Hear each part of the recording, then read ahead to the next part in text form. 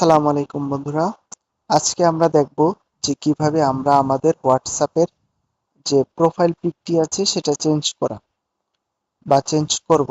তো সর্বপ্রথম আপনি হোয়াটসঅ্যাপ অ্যাপসে চলে যাবেন।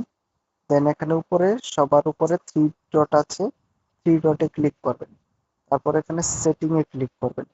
তো সেটিং এ ক্লিক করার পরে দেখতে পাচ্ছেন আমার একটি প্রোফাইল পিক আছে। সেই প্রোফাইল পিকে ক্লিক করবেন।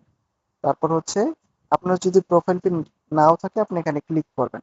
তো ক্লিক করার পর এখানে যে এডিট অপশনে ক্লিক করবেন। দেন হচ্ছে এখানে আপনি চাইলে একটা ছবি তুলেও দিতে পারেন, চাইলে আপনি হচ্ছে গ্যালারিতে দিবেন। যেহেতু আমার পিকটা গ্যালারিতে সেভ আছে আমি গ্যালারিতে দিব। দেন হচ্ছে আপনি একটি ছবি সিলেক্ট করে দিবেন।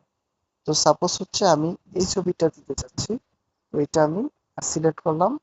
দেন হচ্ছে এটা আমি এভাবে আপনি একটু ক্রপ করে নিতে পারেন বা একটু এডিট করে নিতে পারেন। দেন ডান দিচ্ছি, আমার এই ছবিটা হয়ে গিয়েছে। তো আপনাদেরও সেম ভাবে আপনাদের হোয়াটসঅ্যাপের প্রোফাইল পিকচার চেঞ্জ করতে পারবেন।